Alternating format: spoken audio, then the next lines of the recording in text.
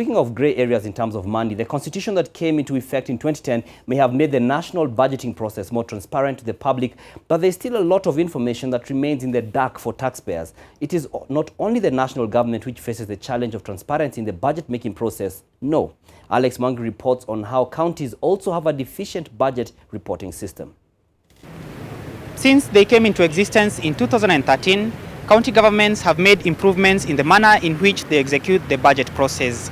As we approach the general election, however, a look at county governments reveals that majority of them are not adhering to the laid down rules and regulations of budgeting. Counties are still not meeting the requirements of the Public Finance Management Act, so they're not producing their quarterly budget implementation reports, and they're not producing or publishing online information about other key budget documents, the budget review and outlook paper, the actual approved budgets. In the last 4 or 5 surveys that we've done, basically in the 2 years we've done the surveys, only Baringo and Kirinyaga have produced an implementation report, and it's not like they've done it from the beginning. So in terms of counties, telling the public, starting with the constituents where they are, in terms of this is the money we are getting in the year, and this is how we've spent it, it's not happening.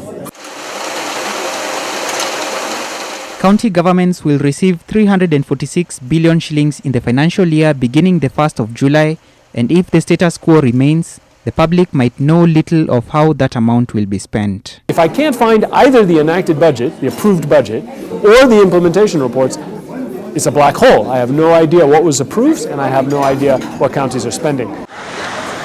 I sought to find out what the public knows about getting information on how counties have spent their funds. With the way things are going on nowadays, technology and all, I think there's a website that people often go to. I'm not so sure about it, but I think that there's a way that's supposed to happen, or maybe you can go to the county offices and find out.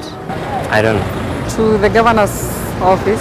Most of the county governments are not transparent in how they spend their money. It is very difficult to trace even their budgetary allocation. This mystery, unless they are summoned by the Senate. That's how we can know they have mismanaged the money.